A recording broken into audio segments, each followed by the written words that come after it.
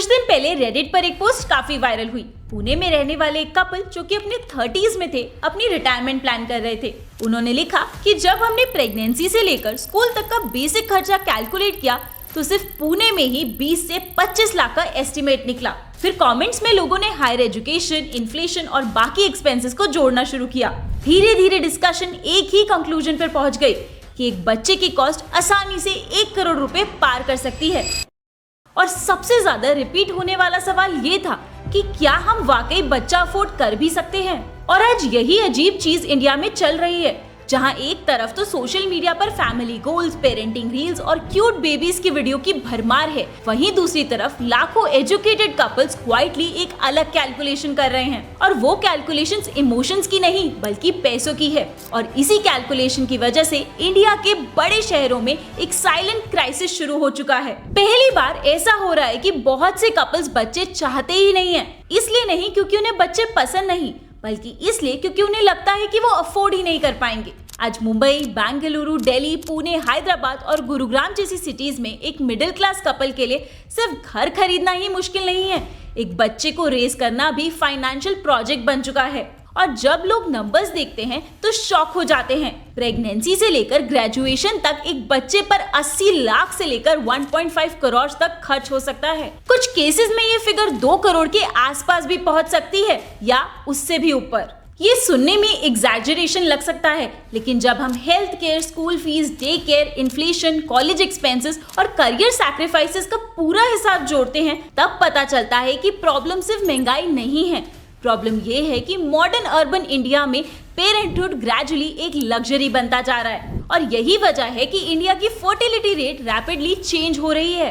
तो आखिर एक बच्चा रेज करने की असली कॉस्ट कितनी है, और क्या फाइनेंशियल प्रेशर इंडिया को भी जापान और साउथ कोरिया की डेमोग्राफिक प्रॉब्लम्स की तरफ धकेल रहा है? चलिए समझते हैं। देखो, लोग जब भी पेरेंटिंग की कॉस्ट के बारे में सोचते हैं तो उनके दिमाग में यूजुअली स्कूल की फीस, ट्यूशन या फिर कॉलेज का खर्चा आता है, लेकिन रियलिटी इससे बिल्कुल अलग है। एक बच्चे पर खर्च उसके पैदा होने के बाद नहीं बल्कि उसके जन्म से पहले ही शुरू हो जाता है। अगर आप किसी मेट्रो सिटी में प्राइवेट हेल्थ केयर चूज कर ले तो प्रेगनेंसी खुद एक बड़ा फाइनेंशियल कमिटमेंट बन सकती है। प्रेगनेंसी के दौरान blood test, ultrasound, anomaly scans, glucose test, regular doctor consultations, prenatal vitamin, supplements और मैटरनिटी रिलेटेड एक्सपेंसेस मिलाकर सिर्फ प्रीनेटल केयर पर ही नॉर्मली लगभग 25,000 से 1 लाख तक का खर्चा हो सकता है। और ये सिर्फ प्रेगनेंसी पीरियड का बिल है। जब डिलीवरी का टाइम आता है तो प्राइवेट हॉस्पिटल्स में नॉर्मल डिलीवरी और सी सेक्शन के चार्जेस हॉस्पिटल और सिटी के हिसाब से काफी अलग होते हैं। और इसी वजह से प्रेगनेंसी से लेकर डिलीवरी तक का टोटल हेल्थ केयर एक्सपेंडिचर आसानी से 2.5 लाख से लेकर 5 लाख के बीच तक पहुंच सकता है। लेकिन बच्चों के पैदा होते ही खर्चा रुकता नहीं, बल्कि वहीं से असली जर्नी शुरू होती है। तो सबसे पहली बात आती है वैक्सीनेशंस की। गवर्नमेंट हॉस्पिटल्स में रूटीन इम्यूनाइजेशन फ्री होता है, लेकिन मेट्रो सिटीज में काफी पेरेंट्स प्राइवेट हॉस्पिटल्स और प्रीमियम वैक्सीनेशन शेड्यूल्स को चूज करते हैं। यहाँ कॉम्बिनेशन वैक्सीन, खास करके हेक्सावेलेंट वैक्सीन काफी कॉमन है। प्राइवेट हॉस्पिटल्स में 6, 10 और 14 वीक्स के वैक्सीनेशन विजिट्स का खर्चा वैक्सीन और हॉस्पिटल के हिसाब से 1500 से 4000 पर विजिट तक हो सकता है। और क्योंकि शुरुआती महीनों के बाद भी कई रिकमेंडेड वैक्सीन डोजेस लगती रहती हैं, इसीलिए 5 साल की उम्र तक प्राइवेट वैक्सीनेशन पर कुल मिलाकर काफी बड़ा खर्चा हो सकता है। इसके बाद आता है एक ऐसा एक्सपेंस जिसका हिसाब ज्यादातर लोग कभी नहीं लगाते, डायपर्स। सुनने में तो ये एक छोटी सी चीज लगती है, लेकिन प्रीमियम डायपर की एवरेज कॉस्ट 12 से 15 रुपए पर पीस होती है और एक न्यूबॉर्न को रोज एटलीस्ट 8 डायपर की जरूरत पड़ सकती है। यानी महीने का खर्चा करीब 3000 रुपए और 2 से 2.5 साल का डायपरिंग पीरियड में सिर्फ डायपर्स पर ही 1 लाख से ज्यादा का खर्चा हो सकता है। अब अगर इसमें baby food, formula milk, clothes, toys, stroller, crib, medicine और इमरजेंसी मेडिकल विजिट्स भी जोड़ दी जाएं तो पहले 3 सालों में ही अर्बन फैमिलीज 5 लाख से 15 लाख तक स्पेंड कर देती हैं। और हैरानी की बात तो ये है कि अभी बच्चा स्कूल भी नहीं गया होता। अब सबसे बड़ा फाइनेंशियल शॉक उसके बाद आता है, डे केयर। आज अर्बन इंडिया में दोनों पेरेंट्स का काम करना अक्सर फाइनेंशियल नेसेसिटी बन चुका है, लेकिन जब दोनों वर्किंग होते हैं तो बच्चे की देखभाल के लिए डे केयर की जरूरत पड़ती है। मेट्रो सिटीज में एक रिलायबल डे केयर या फिर प्री स्कूल की मंथली फीस 5,000 से 35,000 के बीच हो सकती है। अगर ये खर्चा लगभग 3 साल तक चले तो टोटल एक्सपेंडिचर आसानी से 2 लाख से लेकर 12 लाख या उससे भी ज्यादा तक का पहुंच सकता है, डिपेंडिंग अपॉन द सिटी और डे केयर की क्वालिटी। यानी पेरेंट्स पैसा इसलिए खर्च करते हैं ताकि वो काम कर सके, और काम इसलिए करते हैं ताकि बच्चे के एक्सपेंसेस अफोर्ड कर सके। यही मॉडर्न अर्बन पेरेंटिंग की रियलिटी है, और ये तो सिर्फ शुरुआत है। क्योंकि अगर आपको लगता है कि प्रेगनेंसी, डे केयर और अर्ली चाइल्ड केयर ही सबसे बड़ा एक्सपेंस है, तो स्कूल एजुकेशन उससे भी कहीं ज्यादा महंगा पड़ सकता है। आज इंडिया में एजुकेशन सिर्फ जरूरत नहीं बल्कि मिडिल क्लास फैमिलीज के लिए सबसे बड़ा फाइनेंशियल कमिटमेंट बनता जा रहा है। सबसे बड़ी प्रॉब्लम ये है कि स्कूल फीस की ग्रोथ नॉर्मल इन्फ्लेशन से भी काफी तेज चल रही है। एक रिपोर्ट के अकॉर्डिंग पिछले 10 सालों में कई प्राइवेट स्कूल्स की फीस 150% से 200% तक ऑलरेडी बढ़ चुकी है, और हैरानी की बात ये है कि ये increase house hold income growth से भी ज्यादा है। यानी लोगों की सैलरीज जिस स्पीड से बढ़ रही है उससे कहीं ज्यादा तेजी से स्कूल की फीस बढ़ रही है, और एक्सपर्ट्स का मानना है कि ये ट्रेंड फिलहाल रुकता नजर नहीं आ रहा है। आज गुरुग्राम के प्रीमियम सीबीएसई स्कूल्स क्लास 3 के स्टूडेंट से ही लगभग 3.6 लाख रुपीस एनुअली चार्ज कर रहे हैं। अगर एजुकेशन इन्फ्लेशन का पेस ऐसे ही चलता रहा तो एस्टिमेट्स के हिसाब से वही स्कूल की फीस क्लास 12 तक 8 लाख या फिर 9 लाख के आसपास तक पहुंच सकती है, और ये सिर्फ ट्यूशन फीस है। इसके अलावा transport, books, uniforms, annual activities, technology charges, field trips और दूसरे स्कूल एक्सपेंसेस अलग होते हैं। इसीलिए पेरेंट्स को लगता है कि वो सिर्फ स्कूल की फीस भर रहे हैं, लेकिन रियलिटी में हर साल उनके बजट में एक नया चार्ज जुड़ता रहता है। और ये सिर्फ थ्योरी नहीं है। लिंक्डइन पर एक पोस्ट वायरल हुआ जिसमें एक पेरेंट ने कैलकुलेट करके लिखा कि अर्बन इंडिया में एक बच्चे पर साल का खर्चा 13 लाख तक पहुंच सकता है। पोस्ट पर डिबेट छिड़ गई। कुछ लोग बोल रहे थे ये एग्जैजरेशन है, लेकिन जिनके बच्चे एक्चुअली स्कूल में हैं वो बोल रहे थे कि मेरी 11th की पूरे साल की फीस सिर्फ 20,000 रुपए थी, लेकिन आज उसी स्कूल की फीस 2 लाख से ऊपर है। इसके पीछे एक और इम्पोर्टेंट रीजन है एजुकेशन इन्फ्लेशन। इंडिया में जनरल कंज्यूमर इन्फ्लेशन आमतौर पर 5 से 6% के बीच रहता है, लेकिन एजुकेशन इन्फ्लेशन लगभग 10% से 12% तक पहुंच चुका है। यानी एजुकेशन की कॉस्ट बाकी चीजों के कंपैरिजन में लगभग डबल स्पीड से बढ़ रही है, और 10% एनुअल इन्फ्लेशन का मतलब ये होता है कि कोई भी कॉस्ट लगभग हर 7.2 साल में डबल हो जाती है। इसीलिए पेरेंट्स सिर्फ आज की फीस नहीं भर रहे होते बल्कि फ्यूचर में आने वाले इन्फ्लेशन का बोझ भी उठा रहे होते हैं। लेकिन स्कूल के बाद सबसे बड़ा झटका हायर एजुकेशन देता है। इंडिया में प्राइवेट एमबीबीएस डिग्री की एवरेज कॉस्ट लगभग 82 लाख रुपीस तक पहुंच चुकी है, जो कि गवर्नमेंट कॉलेजेस के मुकाबले काफी गुना ज्यादा है। इंजीनियरिंग कॉलेजेस में भी हर साल 10% से 15% तक फीस बढ़ रही है, जबकि कुछ इंस्टीट्यूशंस में एक ही साल में 20% से 36% तक का फीस हाइक देखा गया है।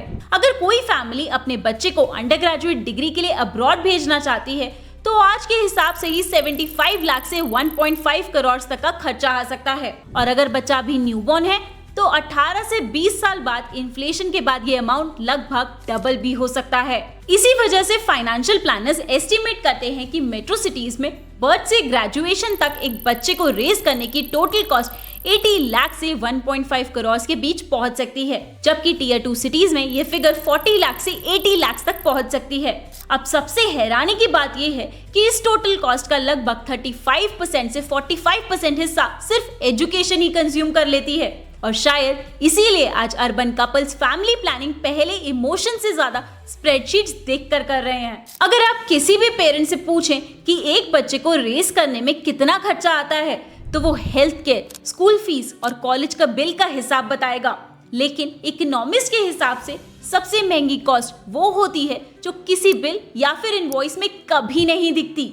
इसे कहते हैं अपॉर्चुनिटी कॉस्ट, और इसका सबसे बड़ा असर अक्सर वर्किंग वुमेन पर पड़ता है। इंडिया में गवर्नमेंट एम्प्लॉइज को 15 दिन की पेड पैटर्निटी लीव मिलती है, लेकिन प्राइवेट सेक्टर में पैटर्निटी लीव को लेकर कोई यूनिवर्सल लीगल मैंडेट नहीं है। इसका सीधा मतलब ये होता है कि बच्चे की देखभाल की ज्यादातर जिम्मेदारी अक्सर माँ के कंधों पर आ जाती है।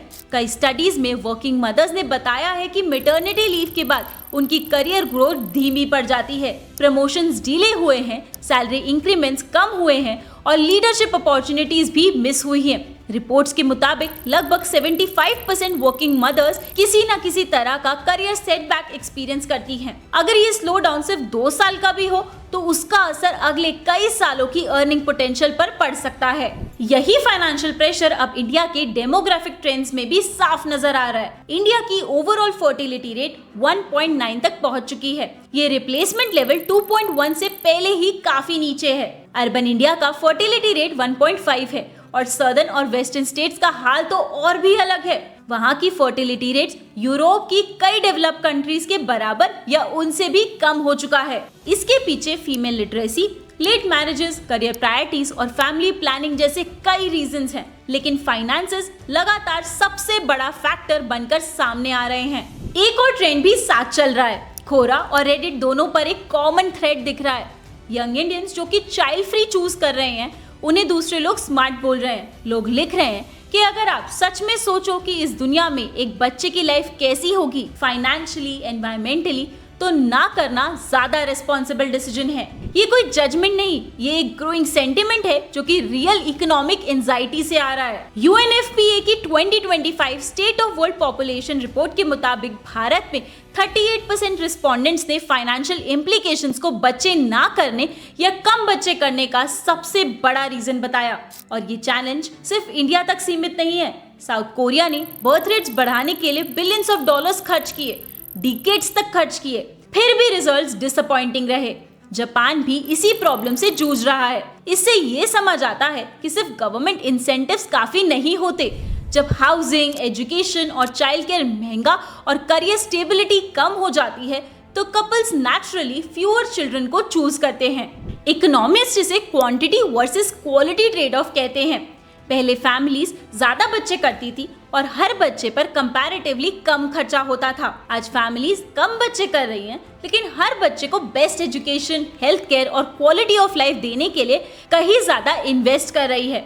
मार्केट भी इसी बदलाव को रिफ्लेक्ट कर रहा है। इंडिया का पेट इंडस्ट्री तेजी से बढ़ रहा है और अर्बन बायर्स अब बड़े फैमिली होम्स के बजाय प्रीमियम 2 BHK और होम ऑफिस वाले अपार्टमेंट्स को ज्यादा प्रेफर कर रहे हैं। और ये शिफ्ट रियल एस्टेट डाटा में भी साफ दिख रहा है। और फिर आता है एक ऐसा कैलकुलेशन जो शायद सबसे अनकंफर्टेबल है। अगर कोई अर्बन कपल वो पैसे जो हर महीने एक बच्चे पर खर्च होते हैं उसे 20 साल तक किसी म्यूचुअल फंड में इन्वेस्ट करे तो कंपाउंडिंग की वजह से जो कॉर्पस बनता है वो आंखें खोल देता है।